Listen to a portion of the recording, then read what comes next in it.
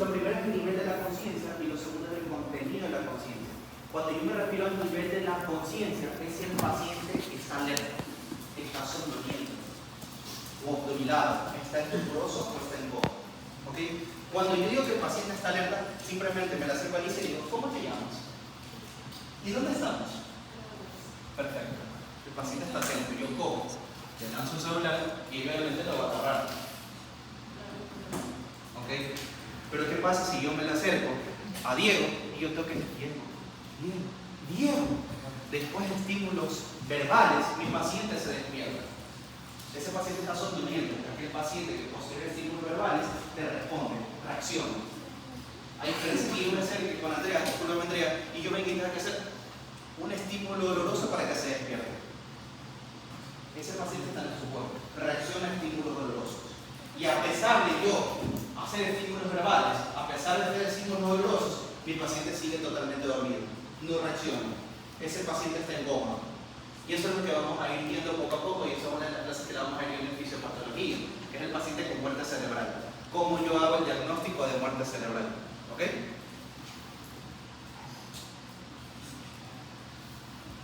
Nunca se olviden que hay dos escalas. Una es el Ford, aquí me faltó ponerles el Ford Score y la escala de coma de Glasgow. El Ford Score es más integral. Entonces yo voy a ver cómo está la parte, no solo el nivel y contenido de la conciencia. Eso lo utilizamos mucho a nivel hospitalario. A nivel hospitalario y a nivel de trauma craneoencefálico, y lo más fácil, lo más light, es que ustedes hagan una escala de coma de Glasgow, en lo cual ustedes tienen que valorar pues tres aspectos: la apertura ocular, la respuesta verbal y la respuesta motora. Localiza, responde a los estímulos, retira el dolor. Ahora, en la respuesta motora, a mí, bueno, cuando ustedes vieron neuroanatomía, y aquí viene la parte más difícil, me dice, ustedes tienen que saber la localización de la lesión, que eso es lo más difícil de encontrar. Y esto es algo más fácil, lo dividen más académicamente. En la respuesta motora ya de por sí te da la localización de la lesión. Porque si ustedes se han dado cuenta, hay dos posturas, que hay una postura de flexión y hay una postura de extensión y hay una postura de flexión.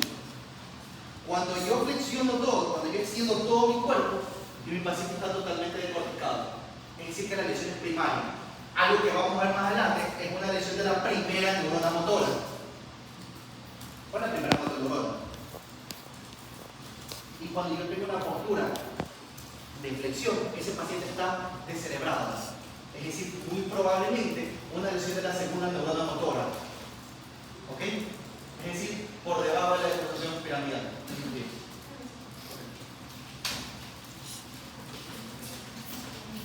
¿Dónde es el control? Gracias. Entonces, cuidado en el examen, le llego a poner un caso clínico y ustedes me pongan el puntaje. ¿Ok? Tengan mucho presente eso. Cuando yo valoro el contenido de la conciencia, ya es muy diferente, porque es lo que ustedes ya saben, lo que ustedes conocen, la orientación temporal-espacial, las reacciones emocionales y las funciones intelectuales. Entonces, ustedes tienen que preguntar la memoria, la información general, el cálculo, las similitudes, las abstracciones y el contenido del pensamiento de su paciente. En memoria no le voy a preguntar, ejemplo, yo no le voy a decir, de este curso, a mi paciente le voy a decir, de este curso, ¿quién es la que hace más TikTok?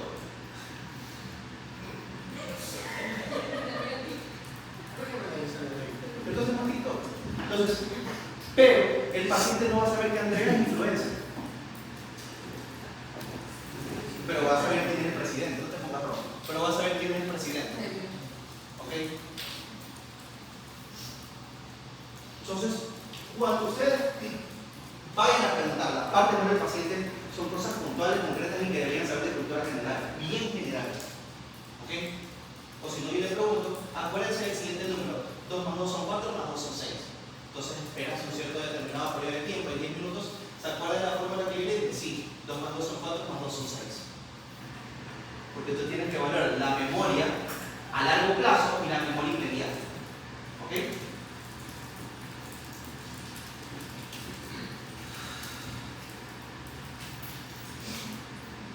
De ahí ustedes tienen que ver las funciones cerebrales específicas.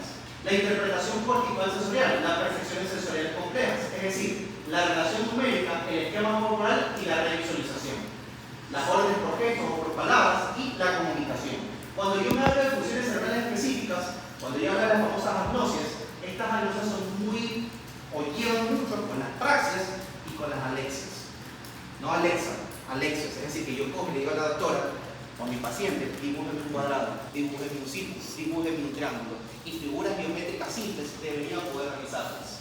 Si no las realizas, la función cortical está afectada. ¿Ok? O el paciente te dibuja la mitad de un triángulo y el otro no tiene un triángulo, dibuja un círculo.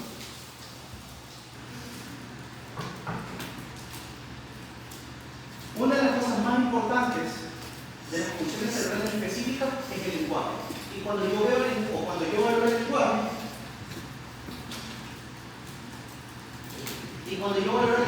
yo valoro la fluidez del lenguaje, si comprendió, si repite o si denomina los objetos que yo le nombro o que yo le muestro. Porque si está afectado una de estas cuatro, mi paciente va a tener las famosas afasias. ¿Ok? Yo tengo que saber diferenciar la disartria de la afasia. Porque en la afasia está afectada la fluencia, la comprensión, la denominación y la repetición. A diferencia de la disartria, que el paciente no articula las palabras. ¿Ya? La disartria es una mala articulación de la palabra, a diferencia de la afasia. ¿Ok? Entonces, cuando vayas al hospital, hay una licenciada que te saluda. Ella quedó con una lesión, como hemos dicho, una secuela neurológica. Ella quedó disartria. Después de un evento cerebrovascular hemorrágico. Entonces, no es que me le esté burlando, porque yo siempre me le burlo. Yo digo, ¿cuántos días? Por eso, por la confianza que le tengo a la mamá. Y después de que me muy joven.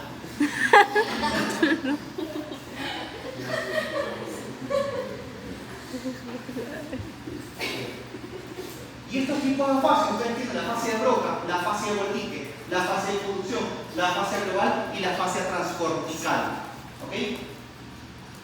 Cuando yo veo los tipos de afasia, yo tengo que tener muy en cuenta que la fascia de Broca o la famosa afasia motora es cuando hay afectación del lóbulo frontal.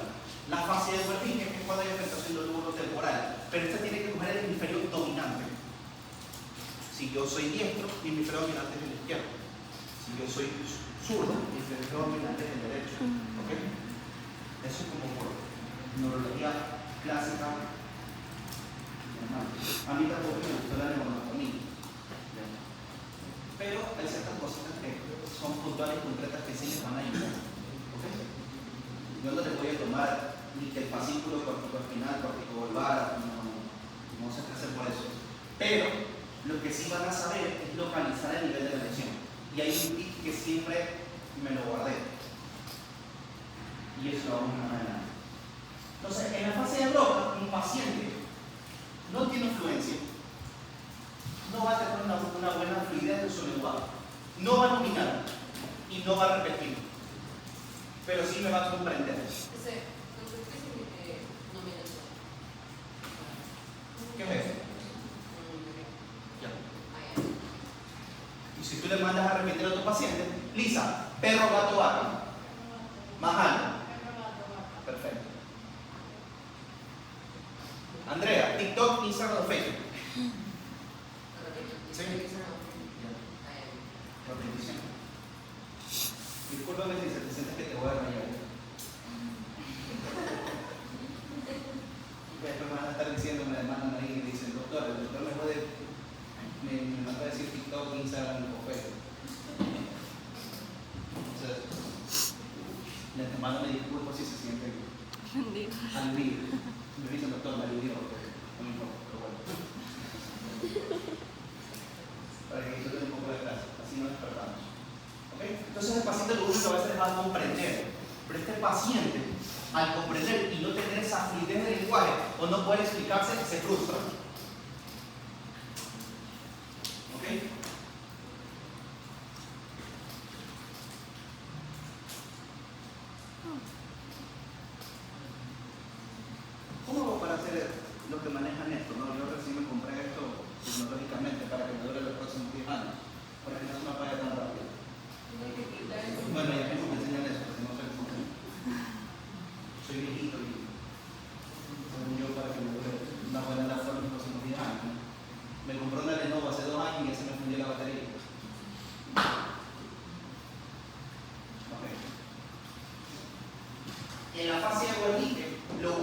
mi paciente fluencia, pero no te comprende, no domina y no repite. En la fase transporte, en la fase de conducción, el fascículo 4 que conecta el lóbulo frontal con el lóbulo temporal es el que está afectado.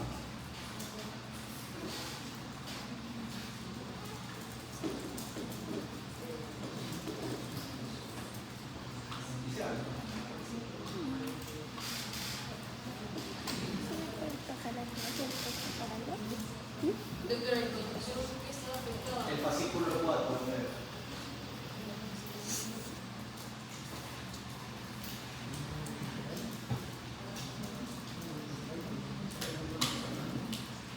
Ya. Entonces el fascículo 4 es el que está afectado en la fase de conducción. Por eso este paciente tiene fluencia y tiene comprensión. La fase global es cuando yo tengo una isquemia o una hemorragia muy severa que afecta el lóbulo frontal y el lóbulo temporal. Por eso no tenemos ni fluencia, ni comprensión, ni dominación, ni repetición. Y la fase transcortical es un área muy pequeña. Muy pequeña. Por eso en la fase transcortical motora, mi paciente sí comprende y sí repite.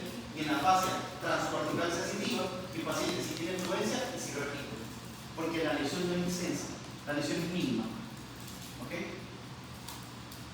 De ahí cuando yo veo lo que son las apraxias y las noxias, que afectan más al lóbulo temporal y occipital, yo tengo que ver las apraxias que no me siguen mis comandos. Y en las agnosias no hay reconocimiento de los estímulos sensitivos. ¿Es esta lección o es igual? Sí, ¿verdad?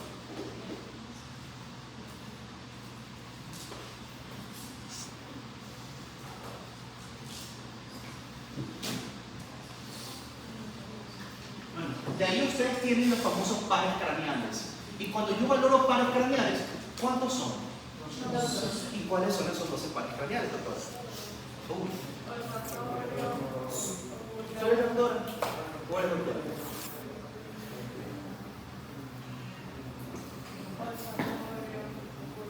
Óptico, motor, craneal, trigémino, abducens, facial, vestibulocochlear, glosofaríngeo, vago, accesorio. Perfecto. Para la próxima clase nos cantas la tusa. ¿Verdad? ¿En serio? De pie a cabeza. Entonces son 24 nervios en total. ¿Y cuáles todos esos pares craneales? Es el único que se usa. Porque todos los pares craneales son ipsilaterales. Si yo tengo un primero lumbar o un olfatorio derecho, la lesión es derecha. Si yo tengo un nervio óptico derecho, la lesión es derecha. ¿Cuál es el único par craneal que es detusado? El cuarto, el troqueado. Porque ese sale a nivel mesocefálico y se detusa. Si la lesión, si yo tengo un cuarto par craneal derecho, la lesión es izquierda. Si yo tengo un cuarto par craneal izquierdo, la lesión es derecha. ¿Ya? Porque el único par craneal que se detusa es el cuarto. De ahí todos los pares craneales son ipsilaterales. La sección del cuarto. Y para yo tener una afectación del cuarto par craneal, yo tengo que haber sido un hijo de madre. Yo cojo esto y le pego a los compañeros con chigazo en el mesocefálico, en el posterior. ¿Ok? Tranquilo, digamos eso. Tu compañero Ibiza te puede realizar eso. Se tiene que hacer, levanta. Madre. Y cuando yo valoro el primer par craneal, que es el olfatorio,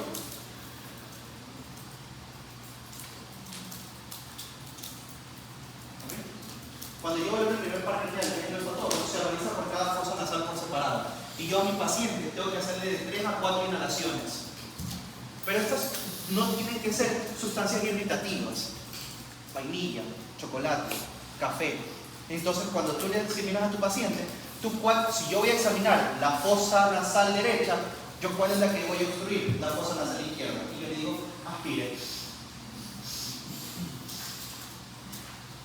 Y siempre las dos. Cojo. ¿Ok? Siempre tapo la fosa nasal. Ajá.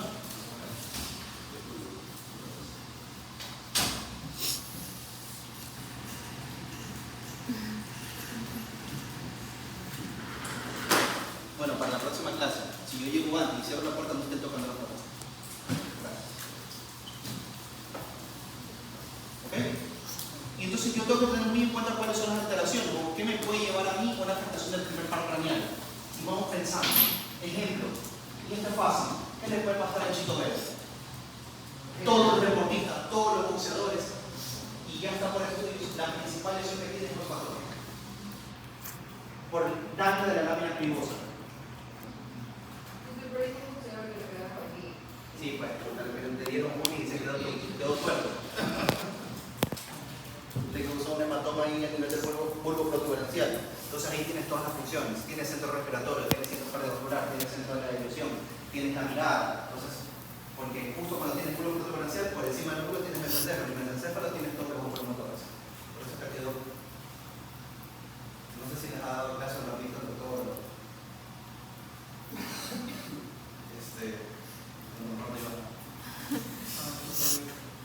¿Vale? No, después dicen, dice, tío, se burló de usted. La anosmia, que no percibo nada de dolor. Lo que ustedes, cuando, no sé si han escuchado la canción de Sebastián Yatra o cuando les dio COVID. La hiposmia, que es una disminución del umbral del olor. Ejemplo, Andrea utiliza Carolina Herrera. Yo a este punto debería percibir el perfume de ella, pero yo tengo que acercarme para poder percibir el olor. ¿Ok? La caposmia, Diego se pone Paco Rabanne. Pero yo, oye, huele a mierda. Dije, Diego, apestas. ¿No te bañaste? No, doctor, si me bañé. Diego, apestas. Las alucinaciones olfatorias, ¿ok? Ese paciente que no tiene ningún tipo de estímulo, él siente que estaba percibiendo un olor. Y la agnosia solo reconoce un olor. ¿Ok? Tu madre.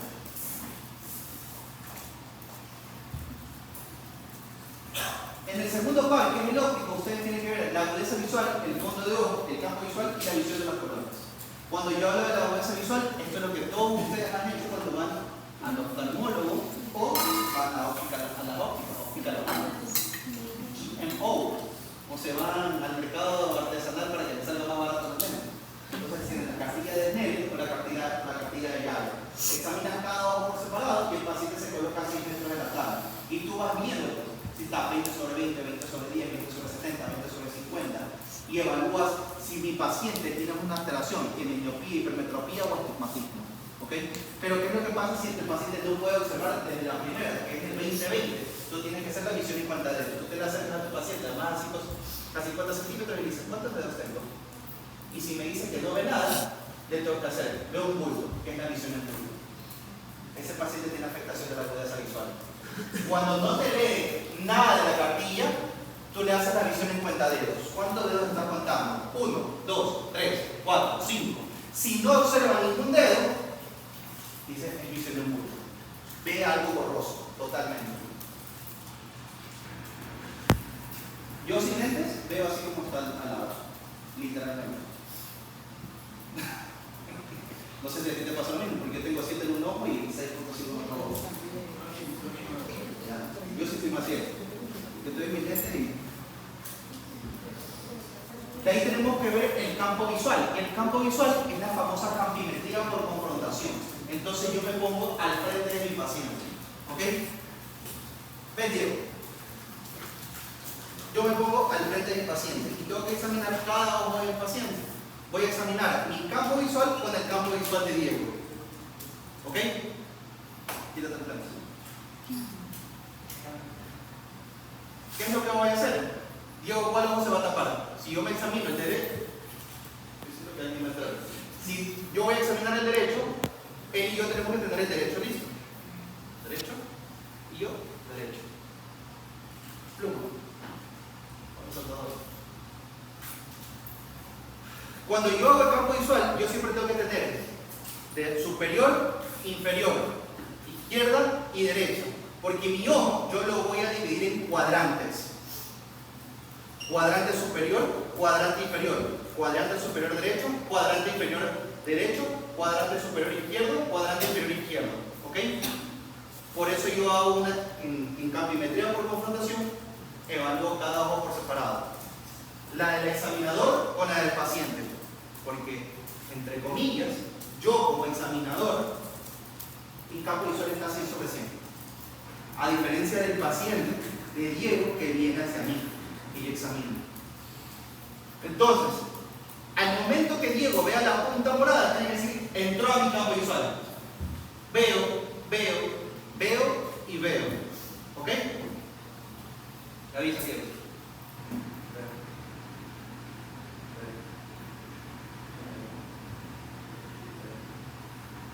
Y así también por el ojo izquierdo. Examinas tu campo visual con el campo visual de tu paciente. ¿Ok? Ya se puede sentar.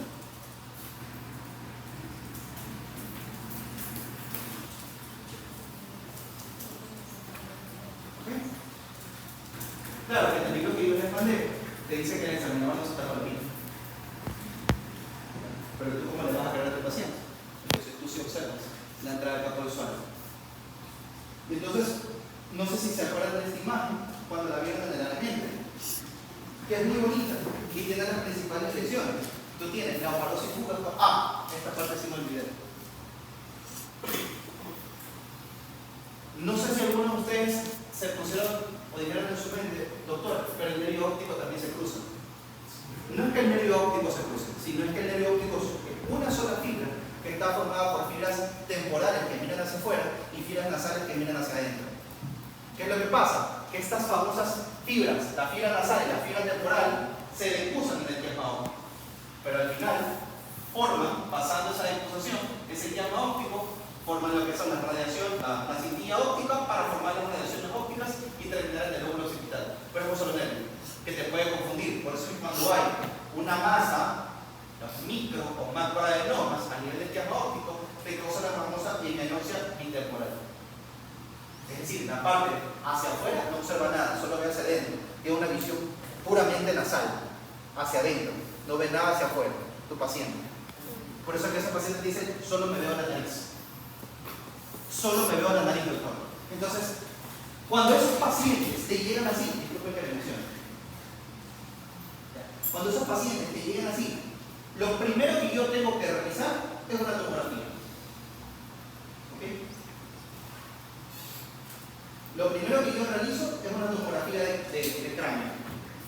Y yo veo toda esta masa o esta hipodensidad a nivel del quiasma. Pero ese no es el diagnóstico definitivo de un micro o un macroadenoma.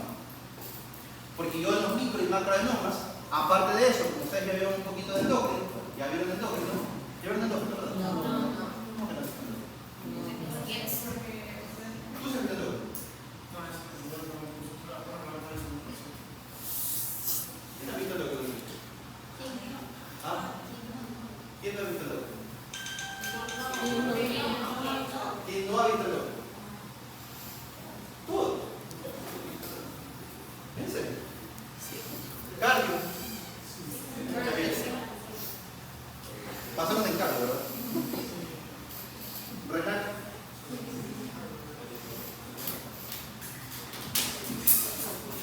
Y ya vamos a ver el próximo ciclo.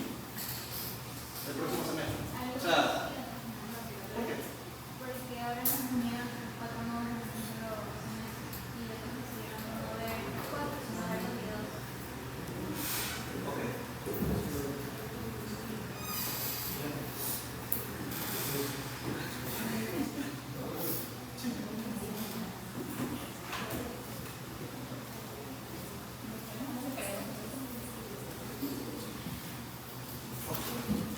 Pero el diagnóstico definitivo de estos micro y macroadenomas es cuando yo hago eso. Miren, una resonancia magnética.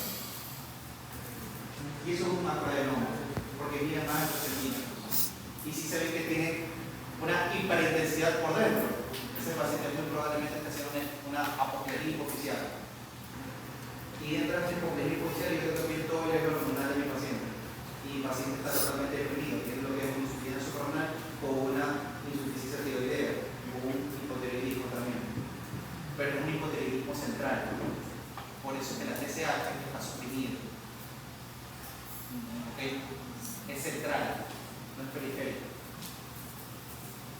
¿Ya?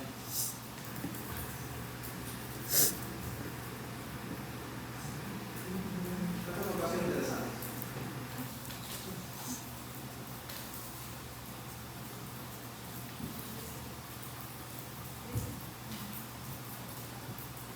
Esto lo hice para darle una clase.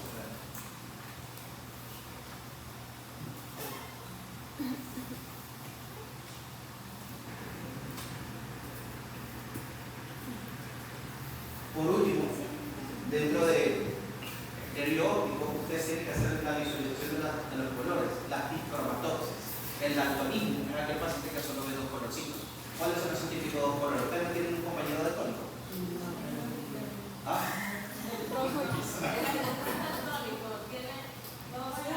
Rojo y verde, azul y amarillo. Es que por eso que tú tienes daltonismo, que tú solo observas el color, bueno, confundes esos colores, no puedes ver color verde y rojo. La acromatopsia, que solo ves la acromatopsia solo ves o color negro, un color oscuro totalmente. La metacromatopsia, en la cual tú confundes los colores. La monocromatopsia, en la cual tú solo puedes observar un solo color. Y la monocromática confunde colores. ¿Ya? Entonces, ejemplo, para su compañero, como no puede ver ni el verde ni el rojo, tú ves el semáforo y tú dices, el que está abajo es morado. Entonces, ¿cómo seguía? Porque el que está abajo es verde, por eso puede cruzar. Pero dijo que atmósfera cromática y beta-cromática también confunden los colores, ¿no? Son parecidos.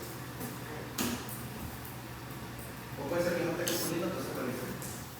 Muy probable. Tengo muchas cosas en la cabeza. Pero me puedes pagar en la próxima clase.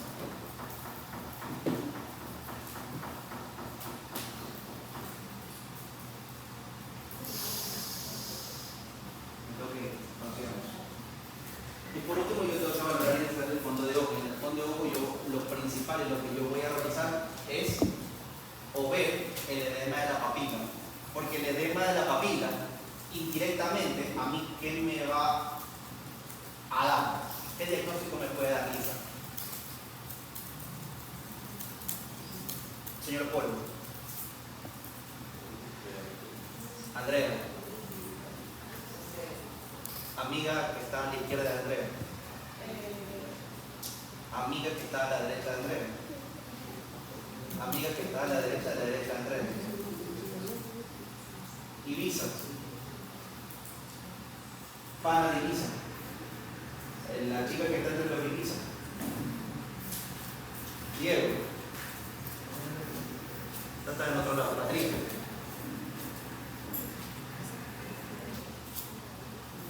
Chonero.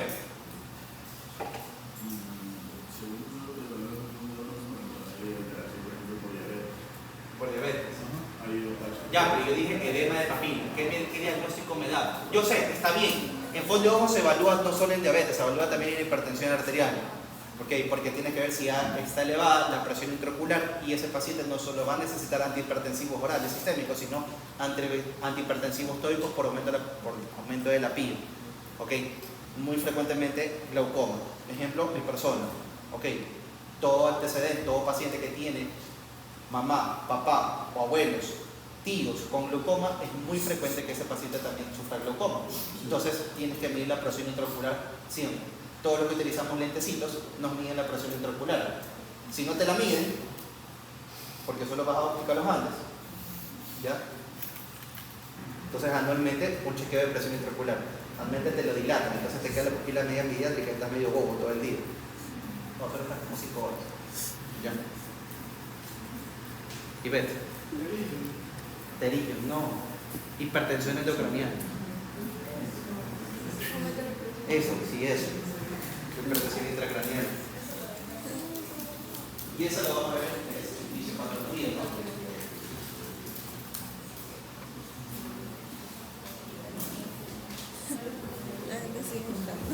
No te preocupes que sí me acordé que, gracias a ti me acordé que Eric me había pedido eso. Agradece.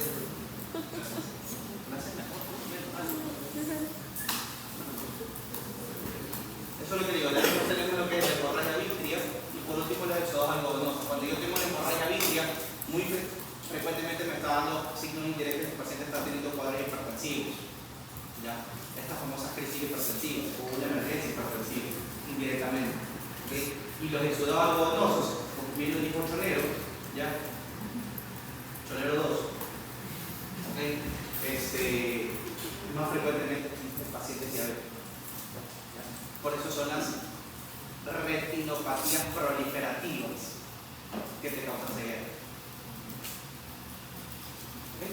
Y ahí ustedes tienen los oculomotores. Y cuando yo evalúo los oculomotores, yo evalúo tercer, cuarto y sexto paracraneal. Una sola. ¿Ok? Una sola. Entonces, ¿qué es lo que yo hago? A mi paciente, quizá. No. A mi paciente tiene que seguir la punta del video. La punta del video. Yo evalúo todos los puntos: recto superior, recto inferior, oblicuo interno, oblicuo externo. ¿Ok? Siempre al medio. Arriba, al medio. Abajo, al medio. Nunca mueve la carita.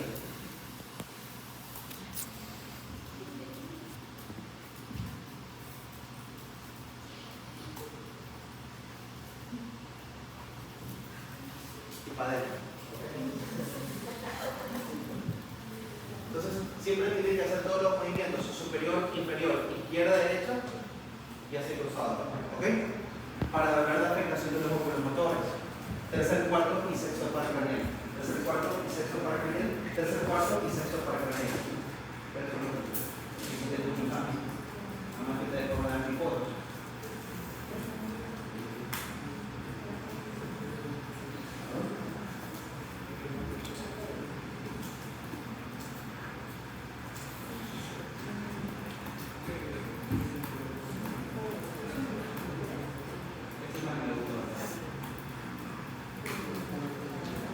Y aquí es cuando yo veo la afectación de los oculomotores.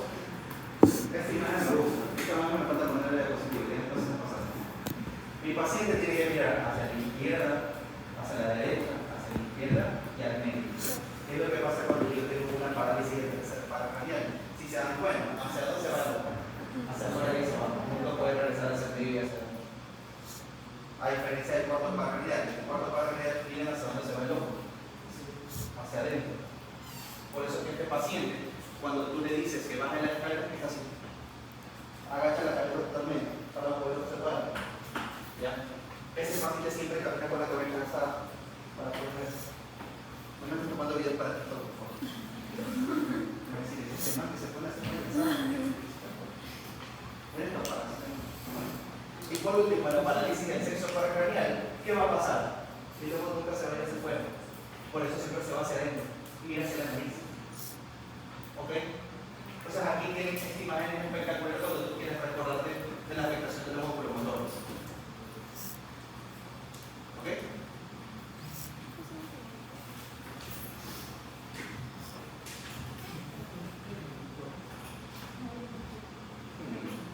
Esa es mi comadre. Mi comadre es la católica. No, comadre que no se come los compadres, no son compadres, no, aquí no pasa eso. Se le presenté a uno de mis grandes amigos, Vicente. Ay, Vicente sí le está haciendo, no tiene 3 hijos, ya que se han cargado los hijos. Creo que sí conocen a los chicos de acá. Los que conocen, ¿no? ¿No conocen a nadie de ellos?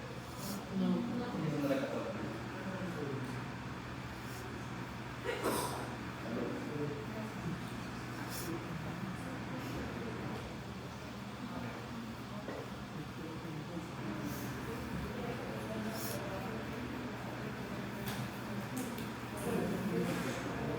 El quinto par, que es el trigémino, ustedes tienen que evaluar la parte sensitiva y la parte motora. ¿Ven, Patricia?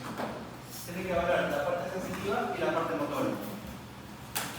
¿Puedo repetirlo? Cierra los ojos. Como yo evalúo la parte sensitiva motora, yo no hago remediar. Mi trigémino es un solo medio que comprende 3 ramas. La rama oftálmica, la rama maxilar y la rama mandibular. Y yo tengo que poner la parte sensitiva y motora. Evalúo la parte motora. Mastica. Mueve la mandíbula de un lado al otro. La quijada. Eso. Perfecto. El facial es el que se encarga de las expresiones, por eso no es la facial. ¿Ok? ¿Qué es lo que yo hago? Como yo también tengo que analizar la parte sensitiva del paciente. Cuando hago examen sensitivo, siempre con los ojos cerrados. Siempre con los ojos cerrados. ¿Por qué? Porque mi paciente tiene que describir qué es lo que yo hice, en qué punto yo le hice. Entonces no piensen mal. ¿Ok? Cierra los ojos.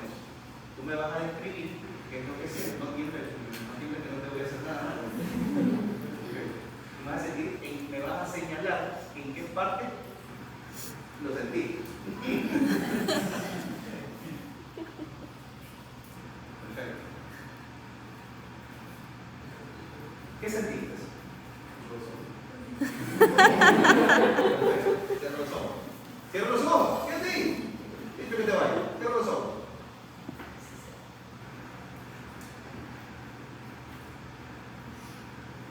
¿Qué sentiste? El paciente tiene que, la parte sensitiva, tiene que saber describir con qué estás haciendo la sensación. Por lo regular, ustedes han visto, los partidos ya tienen con la brocha. ¿Ok?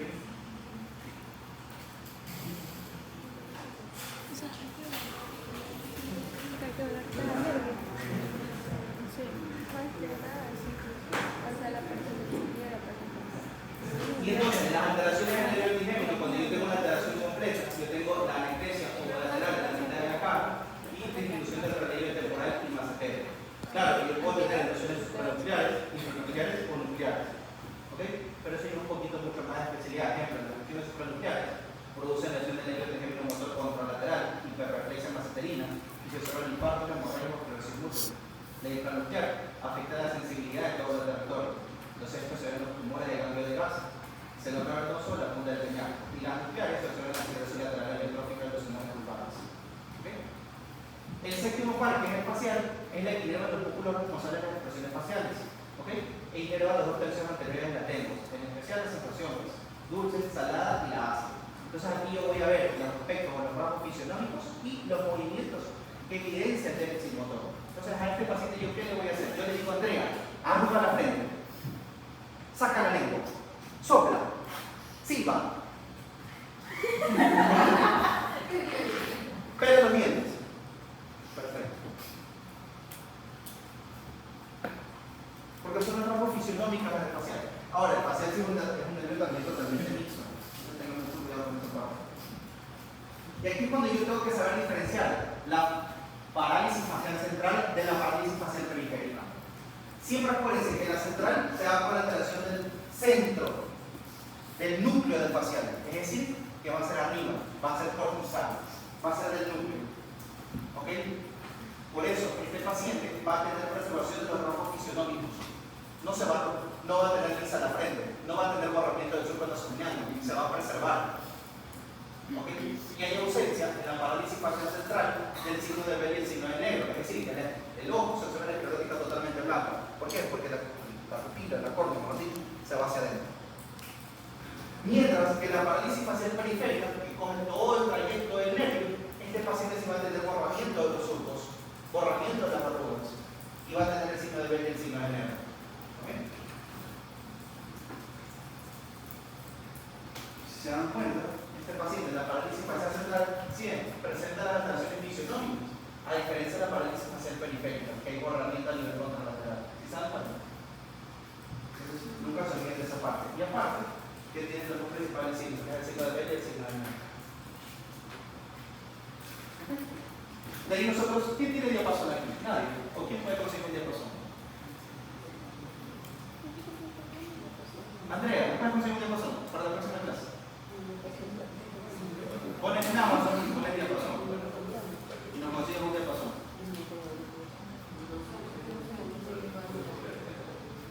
Lisa, ¿no puedes conseguir un diapasón para la próxima clase? No quiero que trates, quiero que lo hagas. En Amazon. Pero no llega. Chonero. Ya, no quería pedir dueño de manta, así que ya pasó para la próxima clase. Ya. Ya está. Y todavía una mitad no va a tener un diapasón. Ok. Disculpe, chonero, pero ya. Era casi como Francia contra el hermano. Ya se va a casar. Felicidades. Y eso.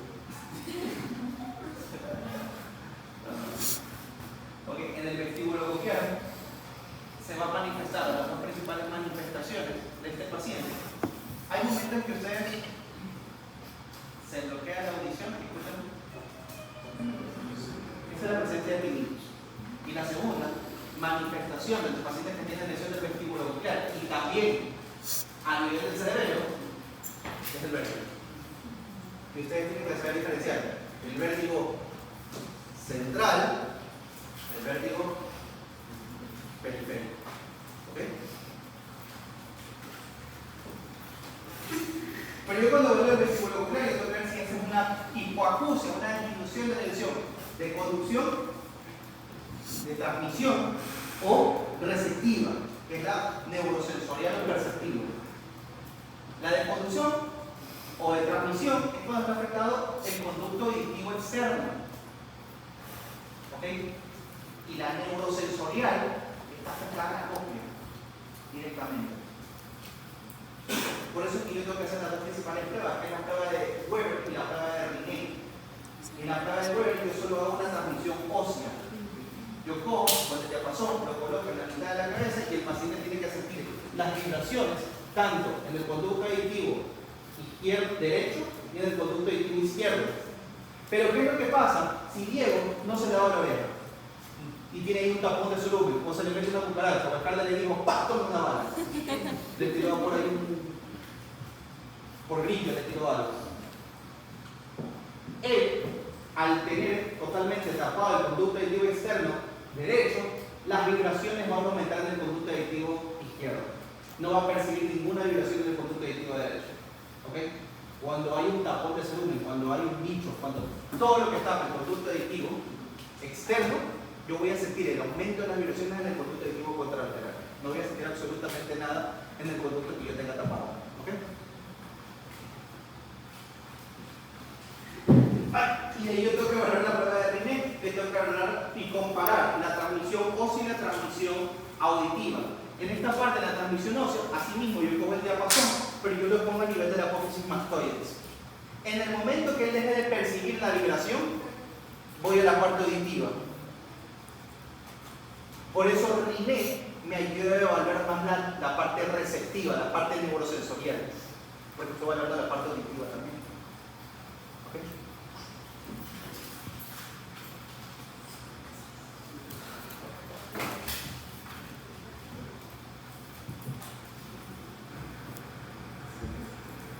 De ahí yo tengo que evaluar el glosofaringo y el vago. Y cuando yo evalúo glosofaringo y vago, lo hago en conjunto. ¿Por qué? Porque está toda la parte posterior, las fauces, el velo del paladar, la úlcera. Entonces, ¿qué es lo que yo hago? Yo le vengo con mi paciente, con un bajalenguas, digo, abre la boca, saca la lengua y yo meto el bajalenguas hasta el fondo. ¿Qué es lo que tengo que provocar en mi paciente? El reflejo nauseoso. Si mi paciente tiene ausencia del reflejo nauseoso, obviamente tengo afectación del vago. Entonces estás ahí, estás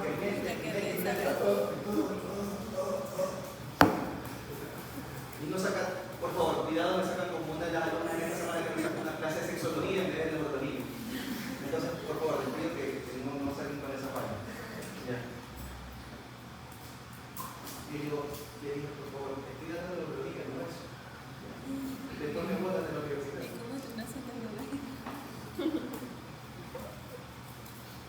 Ok. ¿Qué otros síntomas puede tener mi paciente? Disfonía, disfagia, reocultación. Pero siempre lo principal y lo que yo tengo que estimular a mi paciente es el reflejo nauseoso. Bajo la lengua y con un cotonete voy a estimular la úvula para ver si tiene o no tiene. ¿Okay? Y otra de los síntomas, mejor dicho, yo directamente es la caída del velo del paladar. Entonces siempre va a ser caída hacia el lado sano, porque la parte débil se va a contraer totalmente. El lado sano lo va a hacer contralateral. Entonces yo veo caída hacia el lado sano, está más hipertrófico que el lado enfermo, yo sé que la parte izquierda está afectada.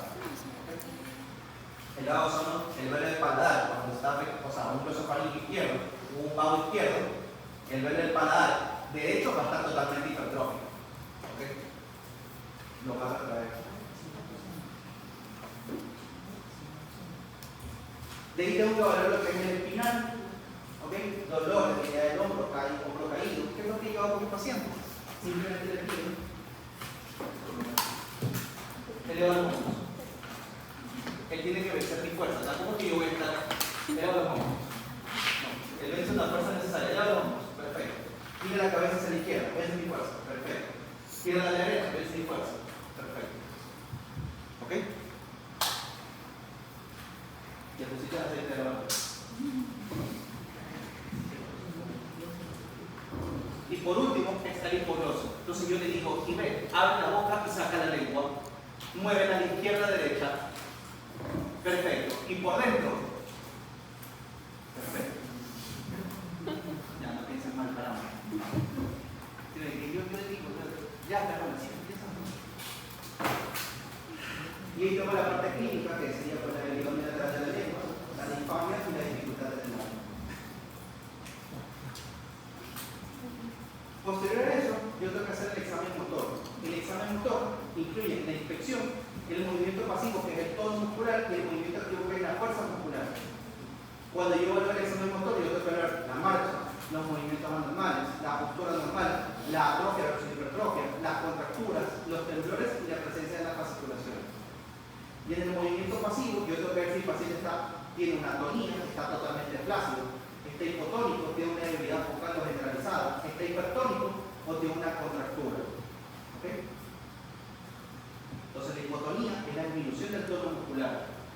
Y la hipertonía, ustedes ya saben, un aumento del tono muscular. Cuando está derivada, hay una lesión piramidal, es decir, cuando hay una lesión de la primera neurona, se denomina espasticidad. Es el signo de la vaca. Corte. Tú le haces al paciente que haga un movimiento, que es un movimiento de corte. A diferencia cuando hay una lesión de la segunda motora neurona o de la lesión extrapiramidal, lesión en rueda del trato, va alzando el brazo poco a poco y lo regresa, que esa es la famosa sinusoidal. Entonces, si es piramidal, una lesión de la primera neurona motora, es como dice el paciente cuando tú le haces el movimiento por el examen motor, es una lesión de corte. Y en rueda dentada, el paciente va a poder ir con su. Entonces ustedes siempre tienen que ver la acidez, la espasticidad y la rigidez.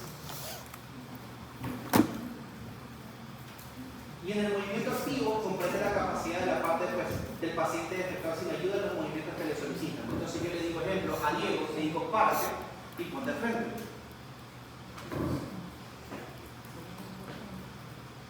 Diego, eleva los brazos. Eleva cada pierna, rodilla hasta arriba. Perfecto, recoge las piernas hacia atrás. Perfecto. Y ahora, en fuerza muscular, yo tengo que hablar en la escala de Daniels. Es decir, cada movimiento que él haga, el paciente tiene que vencer la fuerza que yo le pongo. Eleva los brazos y vence mi fuerza. Perfecto. Baja los brazos y vence mi fuerza. Perfecto. Levanta los brazos y vence mi fuerza. Perfecto. Baja los brazos y vence mi fuerza. Perfecto. Eleva la pierna y vence mi fuerza. Perfecto. Baja y vence mi fuerza. Perfecto. Eleva y vence mi fuerza. Baja y vence mi fuerza. Así mismo, claro, el paciente acostado también tiene que hacer la nivel de los discípulos. ¿Ok? Siempre tiene que vencer su fuerza. Si no vence su fuerza, ustedes van viendo en qué grado de la escala en está. Grado 1, grado 2, grado 3, grado 4 o grado 5. ¿Ok?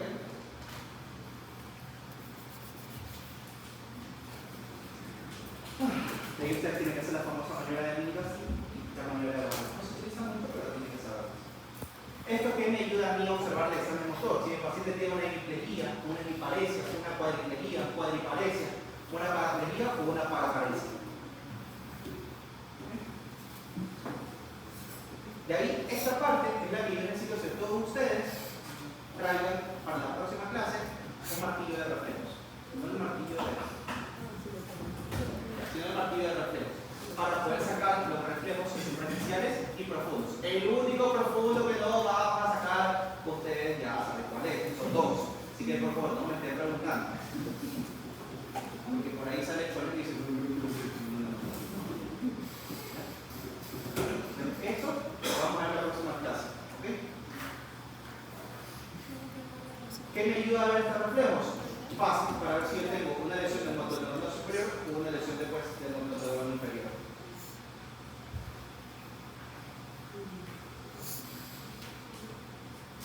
Ahí tengo lo que es la sensibilidad, vuelvo a la sensibilidad y en la sensibilidad yo tengo que ver si el paciente tiene o presenta anestesia, no siente absolutamente tiene hipoestesia, tiene dilución de la sensibilidad y tiene una hiperestesia que tiene que ver con un incremento de la sensibilidad.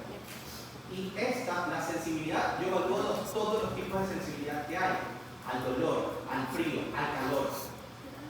¿Okay? De ahí toco hablar lo que es la coordinación, que es el cerebelo, que esta es más fácil. Yo lo que hago, dedo con dedo, dedo en nariz. Entonces yo le digo al paciente que vaya colocando. Si el paciente no reconoce, le va a colocar el dedo de todos lados. Punta a punta hacia la nariz, para llevarle al cerebelo. ¿Ok? Y aquí es cuando su compañero como lo decía, doctor, ¿y el romper? Sí, porque el romper me ayuda a diferenciar si es una lesión vestíbulo-coclear, periférica, y una lesión mucho más central que sería cerebrosa. ¿Ok? Entonces, bien vuestro compañero que la... Bien, ¿verdad? ¿Cómo te llamas? Sí, pues tú dijiste. Julián. Álvaro.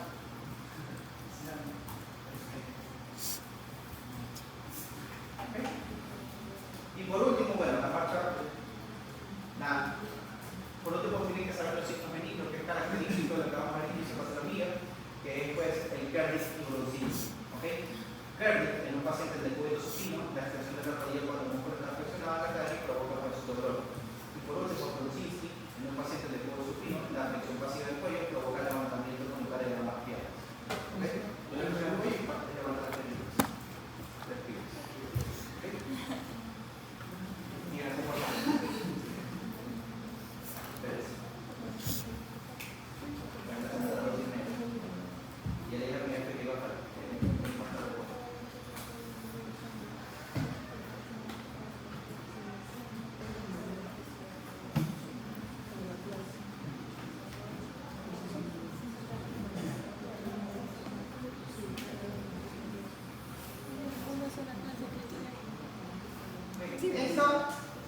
Esta parte es muy importante porque ustedes también tienen que saber la neuroimagen. Esto yo se lo paso, así que tranquilo. Vamos a quedar todo el tiempo y hasta ahí. Así que tranquilo, tampoco le voy a dar trabajo en sentido. Entonces ustedes en la neuroimagen tienen que saber diferenciar cerebro, cerebelo, médula, sustancia gris, sustancia blanca, núcleo en la base, ventrículos laterales, tercer y cuarto ventrículo y bulbo protuberancial. ¿Ok?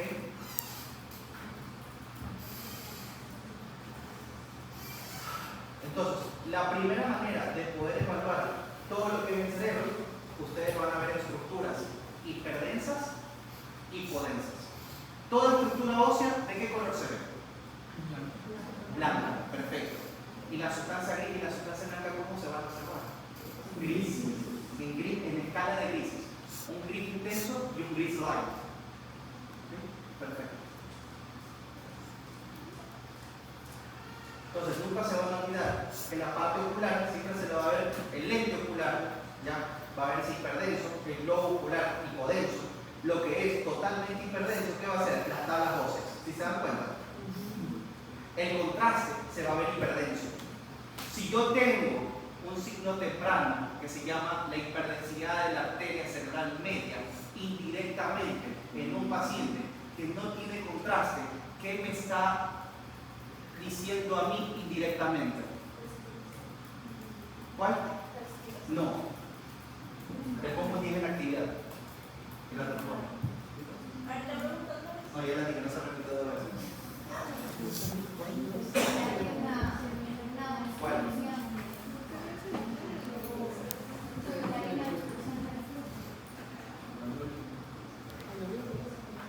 Ajá. ¿Cómo se llama esa enfermedad?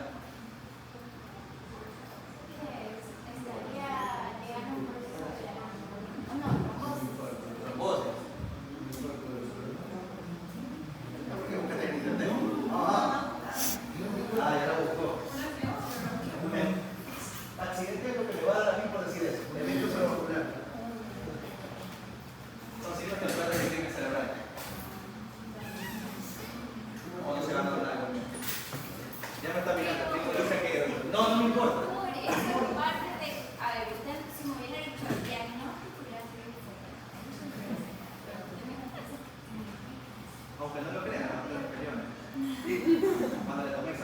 Usted dijo en esa diapositiva, en la diapositiva número 40 decía eso. Usted tiene que poner mi punto. ¿Y cuándo le puse el punto?